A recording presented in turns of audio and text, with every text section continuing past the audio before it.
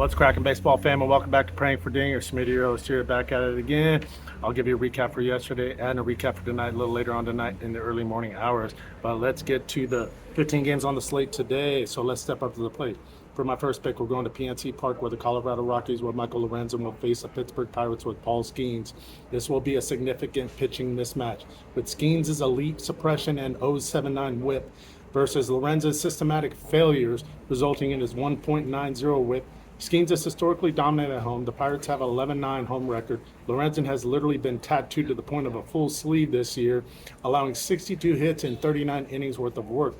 And the Rockies have an 8-14 road record. Pittsburgh first five run line -1 for 1 unit.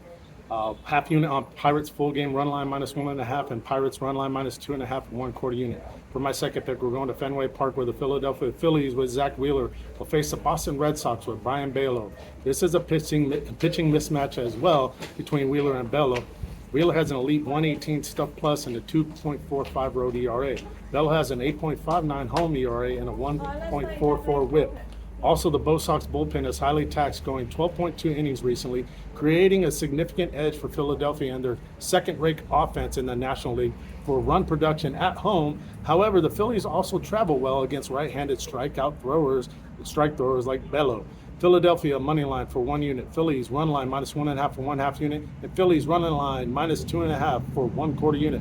For Jimmy's pick, we're off to Dodger Stadium, where Adrian Hauser and the Giants will face Yoshinobu Yamamoto and the rest of the World Series champs. Yamamoto is currently the most stable pitcher in the National League, and Hauser carries a horrible 6.84 ERA along with a 1.71 whip.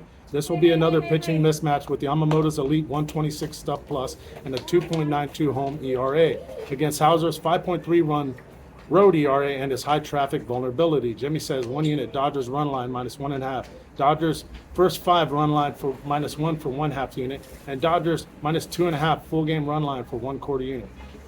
For my third play, we're off to Target Field, where Yuri Perez and the Miami Marlins will face Bailey Ober and the Minnesota Twins.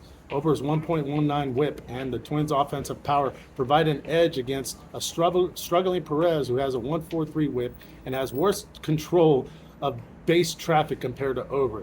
The warm air at Target Field should help fly balls carry, and I think the top of the Minnesota's batting order will provide the power to exploit Perez. Give me the total over 5 in the first 5 innings for 1 unit. I'm taking a full game total over 9.5 for 1/2 unit and 1/4 unit on over 10 runs for the full game.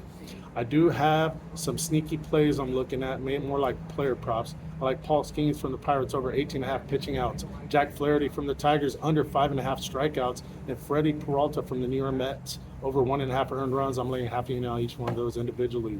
I'm also placing a half unit on these ones individually. Brandon Marsh from the Phillies, Bryce Terang from the Brewers, Bobby Witt Jr. from Kansas City, Shohei Ohtani from the Dodgers, and Tyler Soderstrom, all to go over 1.5 bases.